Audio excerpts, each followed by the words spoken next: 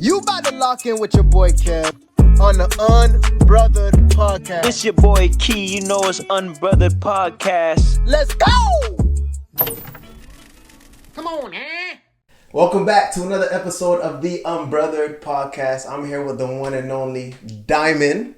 Hello, in the flesh. Y'all don't even know who she is, but we've been best friends low-key for our whole lives. Our whole lives. They don't even know who you are though, so I've been doing a bad job by letting the fans know that I got a whole bestie out here. Yeah, that's bad. How long we known each other for? Oh my goodness. So we've known each other, and I don't want to age myself too much, but like... Nah, you about to age yourself. Okay, cool. We keep it real on here. Okay. Kindergarten, so age 4. I wish you had a picture of us to show real quick. Oh my gosh. Because my head was massive, dog. Yeah, it was. It still is. Okay. All right, I think I have it somewhere. Maybe we could like loop it in or something and show the. Yeah, we could do that. We'll get the editor to do that. But nah, I mean, thank you for coming on here for real. Yeah. I like to see a lot of people that I grew up with, kind of just social love on the potty. So, we about to just get straight to it though, man. We don't cap. We always keep it real. So obviously, we're around the same age. Mm-hmm. We were growing up together. Yeah. Obviously, raised in Florida, all that good stuff. You went to, I want to say Baton Rouge or New Orleans. Yeah, New Orleans. Yeah. For a little bit. Mm-hmm. And then now you're back here in Florida, but Right. you still, you're finishing school and stuff. Yeah. Y'all, she's single, by the way. I think maybe not. I don't know. Like right now, maybe, when we drop the episode, we'll see what's up. But I want to know specifically, like, your perspective. I think we do a lot of talking about dating here. We do a lot of talking about relationships. Yeah. And I just kind of want to know your perspective specifically on how that's been for you. Since you were born, you came out of the womb. Yeah, that is a really good question. And I'm sure that if you were to ask me this tomorrow or the next day, I'd probably give you a completely different answer. Facts. But based on like my current mood, it's been an experience. And I think that time is the best teacher and experience is also the second best teacher, where 5 years ago, I thought I knew it all. And I'm looking back like, wow, girl, you knew nothing at all. You knew nothing. You knew nothing. But I'm really thankful for the experiences that I've had because it's definitely gotten me to the place that I'm at emotionally, mentally, When you say you're, happy for the experiences you have, you mean dating experiences, people that you've been getting to know? Yeah, for sure. That maybe have like taught you something about yourself or what you like, what you don't like, right? Absolutely. Yeah, absolutely. Yeah, I'd say that I'm thankful for it. Keep in mind, like when it happens, when like the relationship is going on and I'm like going through it, I'm not thankful at all. That's it's just what I was me. about to say, 'cause we not thinking about that while we going through it, right? We're trying to figure out what to do and how to gauge. Exactly. But in retrospect, it's like, wow, like that taught me this, or that taught me like moving forward, I will never accept this, or I need to add this to my quote unquote checklist. Checklist. I know. I didn't want to say it. I don't even know how I feel about those. I gotta be man. honest with you. I don't know. Because what you're looking for, like a picture perfect person that marks everything off your checklist. I don't think it's necessarily that. I don't have I know people who have like a physical checklist, but I think they're just basic like foundational principles that I don't want to like teeter too much off of as it relates to having a partner. I want to make sure we have the same like moral standing, moral compass. Everything else is whatever, but there are certain things I'm like, no, this is like a non-negotiable. So the general non-negotiables based off whatever your main like beliefs are, whatever you're actually trying to accomplish or where you're trying to go at. Absolutely. So I started off like that too. I think that's like cute and whatever. Yeah. But the reality is, it's like you meet people that face value based on this checklist you built. Oh. They cross off everything. Ooh. But the reality is like, and I hate to say this, but I do think icks are a real thing. Ooh, Kevin. Ooh. I think they're a real thing. Like I've met women that check off everything I've met. Like, and that I needed, like logically as a man, the things I look for, like very feminine, woman that, that would actually be like good with helping around if I decide to have kids, very supportive, also an initiator, when it comes to like having ideas and helping me flourish and grow, and we're on the same page about everything. But then there'll be like a weird ass ick, like she laughs weird or something like that. You dig? Wow. And it's like, do you... Wait, pause. You talking... Whoa. So I have like so many questions. First go off, for it. Like, what is an ick? An ick is something, I think, that you figure out while getting to know somebody, and it like takes you aback, like your heart drops. You're like, damn, what the hell was that? Wow. Like it can turn you off from a person wholeheartedly. 100%. 100%. And everybody has different icks. Right. But the reality is, I consider an ick a form of a red flag. Because my icks are going to be different than your icks. Your icks are going to be different than my icks. Sure. Just like there's not a general rule of red flags. I think red flags are specific to a person looking for a partner. That makes sense. So you said that like it can kind of take you from like 100 to 0 in terms of attraction. Oh, for sure. That is no doubt. so interesting. Or a 10 to a 2. Oh my goodness. Like I'm so nervous to ask more, but I have to ask more. So don't like put me out though. Don't do me. Okay, I won't do you too bad. But like, wow. You mentioned laugh, and I know that was probably just like a facetious example, but I think I wanted to kind of get some clarification on like, is there like no turning back? Do you ever like address the ick with the person? Like, hey, you did this and I really didn't like it? Or is it like a natural thing that they do, like a little idiosyncrasy that you really just can't address? To me, icks, well, see, that varies. For me, my icks are natural idiosyncrasies. Like things that no matter what, you're not going to change because that's just who you are. It's in your personality. Either how you were raised or how, you decided to cope with something when you were younger. Yeah. That's just a part of you now. So if it's just something it grieves my spirit, bro. Oof. The spirit grieve. I gotta cut it. Wow. Green, I don't know. It's just, I'm just being real. No, and I appreciate the honesty. So let me ask you, what do you do, if you do anything, to kind of like fish out the icks at the beginning or initial stages of dating? Ain't no fishing them out. You figure it out as you go. But isn't that the point of dating? To see if this is somebody that you want to spend the rest of your life with? Absolutely. I agree. I think what I'm the most like astonished by is the fact that like these icks, there's almost no like comeback. You know what I mean? I think there's a difference, and I was talking to a friend about this recently, between like a genuine mistake and like a red flag.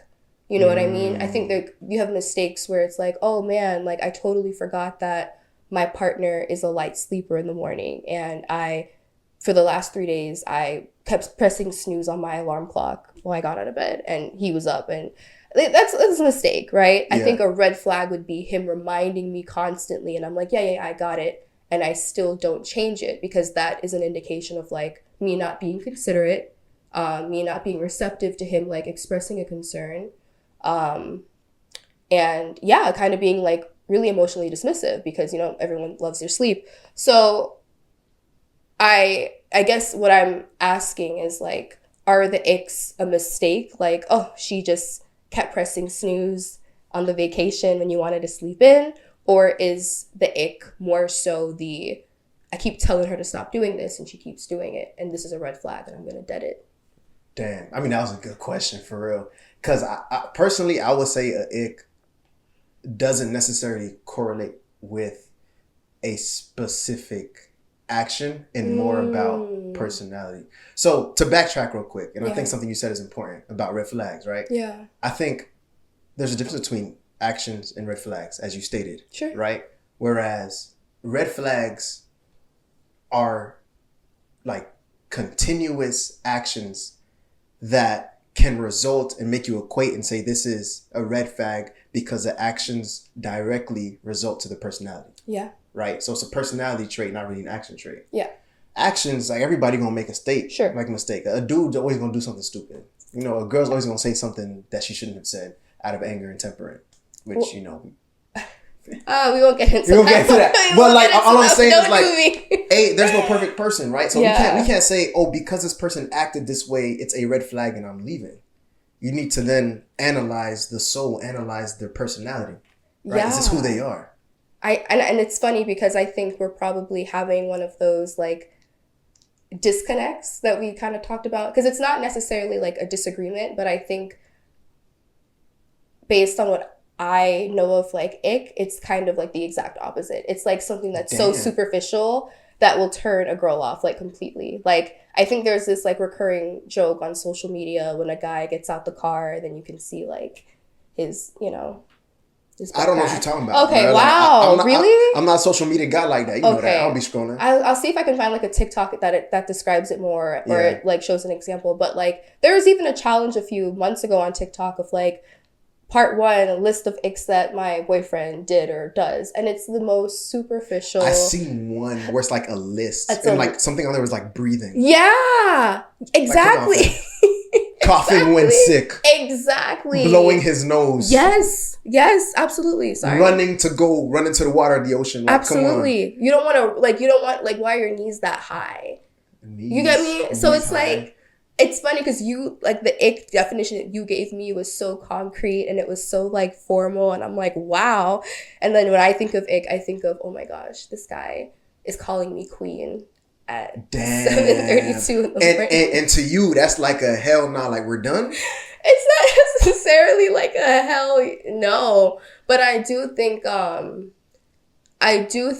it's a little thoughtless, you know? And again, like I'm not against it, right? Like I do appreciate the thought that comes behind it, but I do also feel like it gives "Hey, beautiful," you know, which is great. That's cheesy.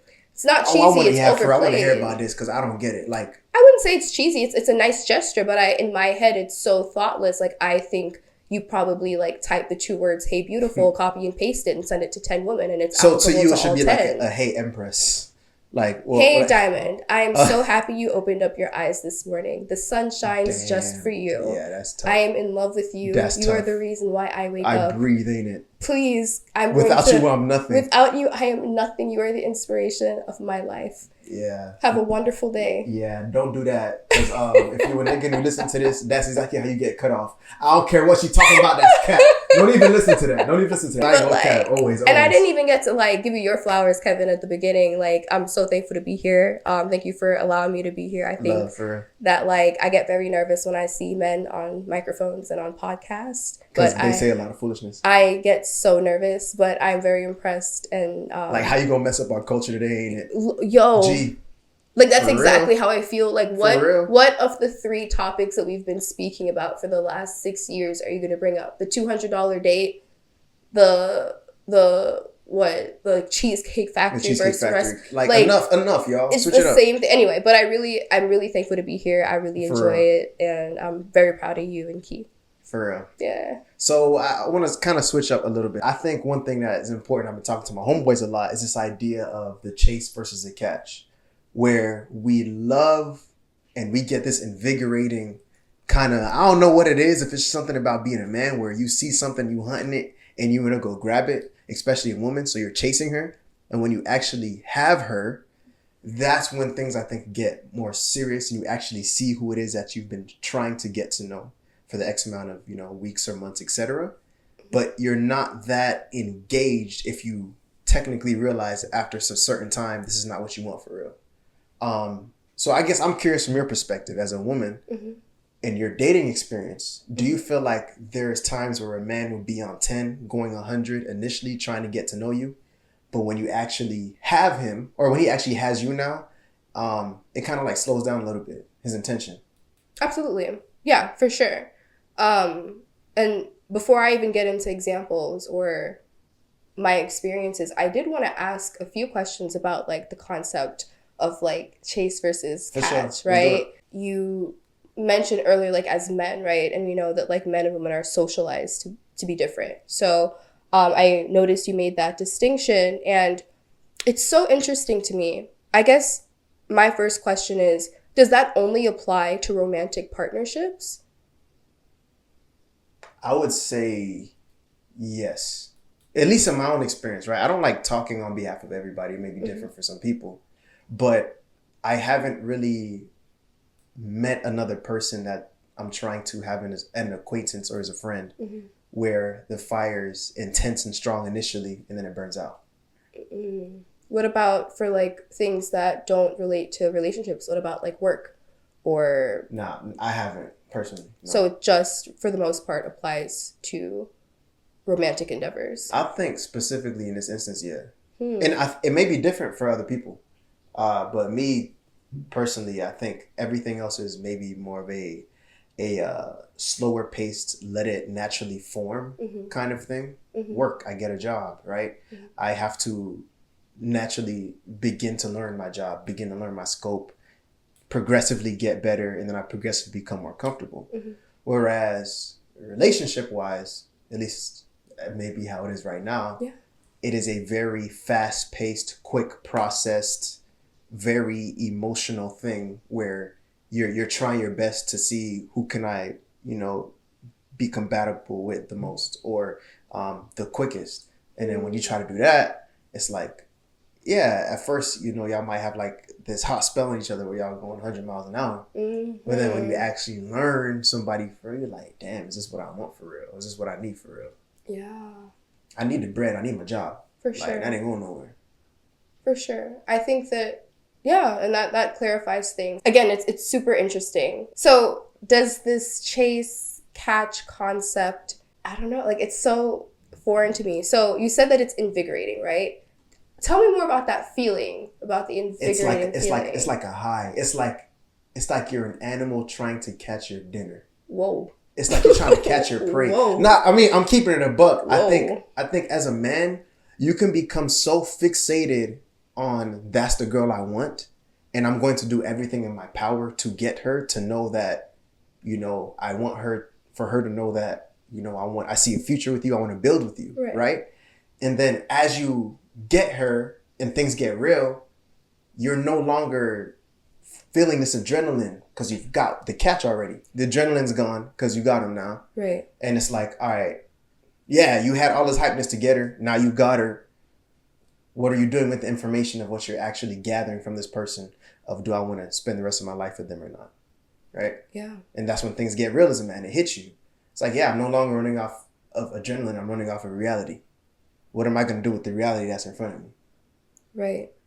I think that it's important for us to maybe like take even 10 or 15 steps back and see like what actually is fueling the chase, right? Like, is it solely like physical attraction? Do we see, and again, like I'm asking we, but I mean you, it's like, are you seeing this person as, oh, this is the person I want to be with forever and ever, amen, let me go do what I need to do to get her? Or is it, wow, this is someone who I want to be with right now, this very second? Is it more impulsive, or is this like, because I think that makes a difference. Because I think if we understand the motive, it'll be clearer, or maybe easier for me to understand at least like what's happening. Yeah, no, I mean, I think that's a good point, right? So what is your purpose of chasing? Why are you chasing the person in the first place? Yeah. Is it a lusting? Yeah. Damn, they bad. Yeah. I just want to have them around my waist so that other people could see me. Is it a, dang, I like the way she thinks, right? Like she makes me a better person, right? So I want to bring that along with me so I can, obviously try to reap the benefits of that. And, as she grows me, I can grow her if you have something to provide as well too. So, I mean, I don't know. I think it can play in different various roles. I think maybe at one point in your life, you could meet a woman. It's like, oh no, this is like, I just think she's bad. And I'm so heavy after her because I think, it'll probably make me feel better walking into a room with her around my arm. Sure. Because I don't feel like that man or that boy by myself. Right? I think there's dudes that struggle with that. Yeah. There's dudes that struggle with this idea. And I think we talked about it a little bit the other day. Whereas you may have somebody that's logically right for you. Right. And when I say logic, I mean like your mind is saying, they make or they cross everything off that checklist that we're talking about. Absolutely. That we hate. They cross everything off the checklist. Yeah. They're a good girl. I can bring them home to my mom and my pops. Yeah. They'll be good with the kids. They'll be a good wife. They'll be good at, like tending to our relationship dynamic. Sure. They get in with our culture. But then your heart still is just like, I don't know. You can't pinpoint it. Right? Like you don't have that feeling of like, this is what I want for real. So I think the initial part of chasing is you're probably trying to understand and figure all that out. Like you can logically chase a woman, but is your heart going to catch up? Right? Or the heart part where it's like your heart's feeling and it's like, man, I just got to have them. I don't know what it is. Like it's just something about them that I want. And then you get them and that's the adrenaline for chasing them. But then you actually have them and logically y'all not going to be together. It won't work out. I don't know, because like maybe you think she's a dumbass or like, she won't be able to be the kind of wife or whatever it is that you need. Yeah. So it can go either way. That makes sense. Well, I was originally going to say, like, if the motive is, for example, she's really sexually attractive and the goal is to do whatever, then I guess there isn't anything wrong with the chase and catch. And then I guess the last part that we're kind of referring to is kind of the release, right? I know you fish, so there's like you feel me? Big fish on mine. Okay. You're annoying, man. Okay, yeah. I get what you're saying. You feel me? So it's like, I guess what we're saying is like the catch, the chase, the catch, the release. Because in all honesty, I don't think there's anything wrong with chasing. Like nothing. You feel There's me? Like, nothing it's wrong great, with and I think people should keep chasing while they're in their romantic partnerships. I think I'm more so curious as to like, cool, but like, when does that stop? But Diamond, that's the point, right? I think chasing should be a forever thing. I think you as a woman, as my best friend, you deserve a man that decides to chase you for the rest of his life. For sure. Because you're so mentally stimulating to him and you're so physically sharp to him that he's like, I want to continue to grow, to learn and love and grab what she has. Yeah. She's changing. She's still becoming. I want to become with her. Sure. Right? So it's like, why is it that men don't do that? Yeah. Why do we stop chasing? I really wish I had the answer, you know? And I'm learning a lot, and even in our conversation, it's a little unsettling actually. For real? Yeah, you could check off again the boxes off the checklist and do all the great things, and it's kind of like, ugh. Or you get the person and it's like, okay, I don't really want this. Which I think we spoke about a couple weeks ago, the importance of having like that very clear intent beforehand. Yeah. Because sometimes it is like, oh my gosh, like this person is so great, so wonderful. They'd be a great husband, a great father, a great this, a great neighbor, whatever. And it's like, oh wait, but I'm not even looking for that right now. And sometimes you realize that when you have the catch and then you kind of have to do the release after. But because of like the social media influences and because of other social influences like age or like where we are quote unquote expected to be at in life based on a certain age, we kind of like see something and we're like, oh, this works, let's do it. And a couple weeks after, a couple months, it's like, ooh, which is fine, right? I think like I was reading this article and like the statistical likelihood of relationship ending, and actually let me not even say that, that's very grim, but you could do it. It was very grim. I want to hear it. I'm curious. I don't want to like misquote the statistic because that's bad, that's misinformation. Yeah, but there's a very low likelihood of like romantic partnerships ending in like marriage if someone is marriage minded, right? And that's not necessarily a bad thing, right? And it's fueled by other factors as well. I just think that it should be fun, it should be pleasurable, it should be a learning experience, and it should be like respect should be at the bottom of everything. You know what I mean? That is so true. You feel me? So it's like, yeah, it didn't work out as like romantic partners, but like they still respect the fact that I'm like still a student. I'm still like a very early like researcher. You feel me? I'm still like applying a job, so they're gonna still support me. Please don't include this because I feel like I'm dry stitching on myself. Nah, but like whatever you feel need, me? Bro. But like, so you can edit out what you need to edit out. All right, but yeah. So to go back to your like point, I think it's really interesting. And you asked me like, have I ever been in that position of like someone was chasing and then now being in the relationship and them kind of feeling like that disconnect after? Absolutely. And I think that that's actually caused a problem for me where I kind of became addicted to that chase high. You know what I mean? That like you being chased. Oh, absolutely. Sorry. Yeah, thank you for that clarification. That high of being chased, and even like the first 2 or 3 weeks of like a new whatever. You're like elated. I know, bruh, she be calling me like, I met the love of my life. I am in love. This is the one. And I'm like, watch idiots. Watch love. It's watch love. Boy. It be love, I get bro. I get it. Like, it's so much fun to me. Like, send the flowers. Send me the love notes in the morning. Call me 1,000 times and ask how my day is. Plan the cute dates. Like, I love it. And then, you know, when things settle down, it almost, I feel so horrible saying this. And this is probably a conversation I should have with my therapist. But things kind of feel a little boring, you know? And maybe that's like a cry for help. Maybe I'm just addicted to like the chaos of the freshness of something new. But when things kind of start settling down, it's not a bored, like I'm looking at other people. Like that's not necessarily it. It's kind of like, oh wait, like you're a person and I need to like learn about you. Yeah. Yeah. I gotta put some work in, you know? Yeah. And now you gotta get uncomfortable for and it. now I have to get uncomfortable. Yeah, no. Dang. Yeah, that's a fact. I mean, you hit it on the money, because I think that's what it really comes down to, right? Where it's like you are addicted to the high. Absolutely. Of receiving it. And as a man, you're addicted to giving it. Yeah. So what do we both do as men and women when we come to this place of boredom, when things get real? I think that shows our true colors. Yeah. What was the original intention of us dating? Yeah. Are we both just looking for this high? Are we both just bored? Are we both just looking but gee, like, are we, is that the issue with dating right now with all of us? Are we all just bored? I think we're just bored. Are we all just bored? Are you bored? Are you bored? Are you just bored? Is that why you're dating? Are you dating to marry for real? And even people who aren't marriage minded or not children minded, I think this is a valid question, because it's like, what is the point? You feel me? Because like when you meet someone and they quote unquote check the boxes and you like them, but you're like, oh, I don't want to do this now. Then it's like, well, is it a timing issue or you just don't want to do it at all? Well, you brought up a good point of fishing, because you know me, I like to fish. And I think what you said was so cool, bro, because you said, what if it's based on just a timing thing? Yeah.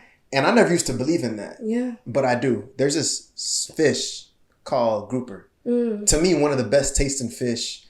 Keandre over here shaking his damn head, because I know this man Keandre in the back like, damn, bro, I hate when this nigga talk about fishing. Oh, but grouper is one of probably the most prized fish you can catch in the ocean. The thing is, it's on a season limit. So you can only catch it from June to December 31st. After that, even if it's the right size, you have to throw it back. Why? Because I think it's based on just when they're mating and they're able to, actually create more babies and stuff, right? Cool. So, they're being regulated for that specific reason, because they're endangered. Okay. But my thing is, it's like similar to dating, where it could technically be the right person. It's the right catch. Mm-hmm. But what if it's the wrong time? If it's the wrong season? Not even for them, but for you. Yeah. I naturally struggle with being patient, and I am a very impulsive person. So logically, in my logical side of my brain, I agree. That's definitely a possibility. Like I always refer to my like current situation, because I feel like I'm so stunted in certain ways by being like 28, still in school. Right. So like timing is very, very, it's one of the biggest factors as it relates to my personal life. Yeah. So logically speaking, yeah, that makes sense. But deep down as Diamond, no. If I'm the one, if I'm the one, like you're going to make it work no matter what, regardless of timing, regardless of where I'm at, regardless if I'm in Louisiana or Florida, you're going to figure something out, and you need to. And if you don't, then we weren't meant to be. And I'm working on the whole like black and white way of thinking and being very like cut and dry. Say that again. I'm sorry. You're saying you expect a man to technically figure out regardless of where you're going to be. Yeah. Yeah.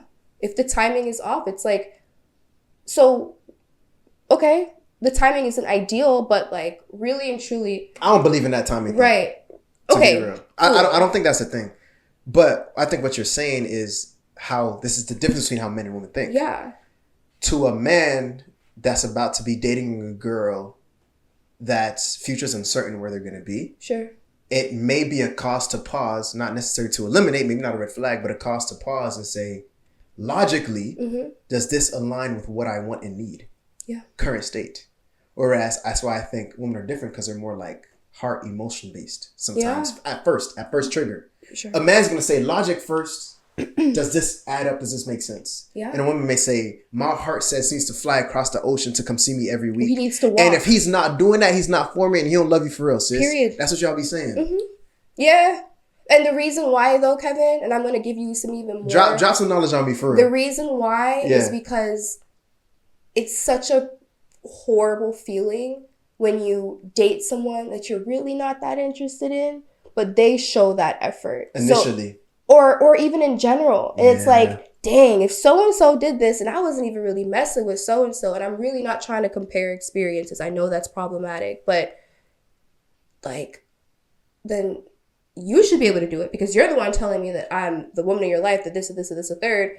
If so-and-so was able to do this, take out the money, take out the resources, just in terms of the creativity and figuring out a plan to like assess and to address a situation. Yeah. Why can't you? Yeah. Where's his heart? I mean, if he's saying all this stuff, maybe logically you're the woman for him if he's not capping, because you know niggas be lying. All they do. Chill, man. Chill. But if he's not capping, but where's his heart? Yeah. Like, is he that intimately infatuated and in love with you where he's saying, where you go, I go? Yeah. And he's going to follow that. I don't know. Yeah. One thing I've been realizing, and then we're gonna close. I think close. What are we in a church with a sermon? As the piano starts playing. That was sick, bro. Oh my gosh, bro. You could tell I was raised in the church. But I think one thing that I've been realizing in this dating experience, just period, and maybe you can fill me in this, is the hardest thing for me to actually understand now is the biggest mental battle for me in terms of robbing me of my peace in dating is when my heart and my mind don't align on a woman. You know? And I've had it both ways. I've had it where my heart was really feeling a woman, but logically this would be a bad choice for me.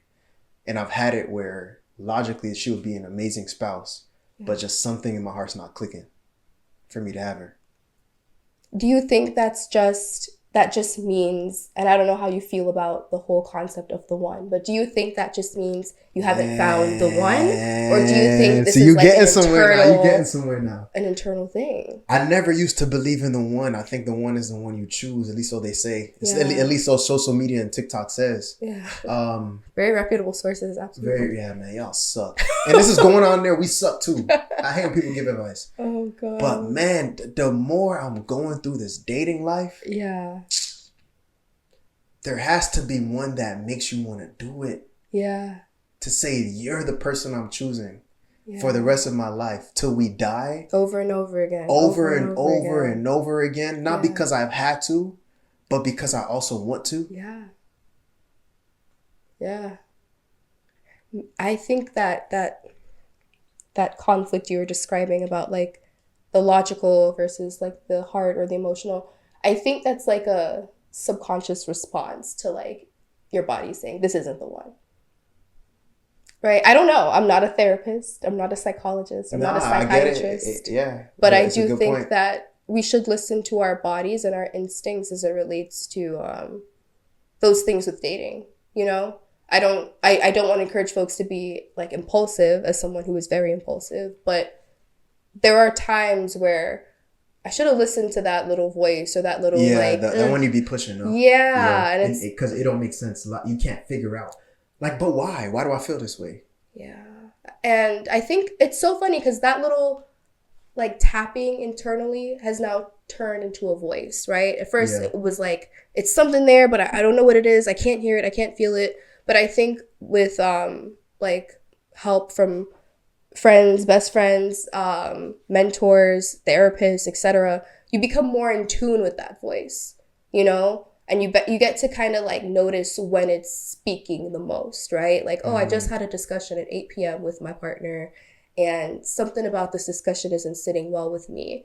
And I felt the same feeling on Friday too. So let's see what the common denominator here is. It was on a Friday and it was also, which is a weekend, and it was 8 p.m., which is a night. I think I'm feeling a little bit insecure about what happens when I'm not around him on the weekend or in the nights. Yeah. And then you kind of get to go deeper and say, okay, why am I insecure about this? Because he puts his phone on Do Not Disturb, but I see that he's online. That's true. And you get to kind of like dig a little bit deeper. So I'm not saying to be reactive solely based on that feeling, but I think it can serve as a great guide, you know? You're dropping gems. I agree with you. It could. Yeah. Okay. Well, I mean, honestly, thank you for your time. Really illuminating. You finna make me go into my journal and be like, kind of figure out what I got going on in this dating scene. But nah, overall, I think really good discussion. As we always say, we're unbrothered. Whether you like it, whether you don't, we don't give a damn because we always shrug it off. Thank you for listening and wasting your time with us. Peace out till next time. Diamond, any last words for the people? Thank you so much for listening to me. And Kevin, I'm waiting on the second invite because I did not even, we didn't even touch anything for real. So I'm waiting. Thank you. Facts. All right. Bye, y'all. Holla at y'all.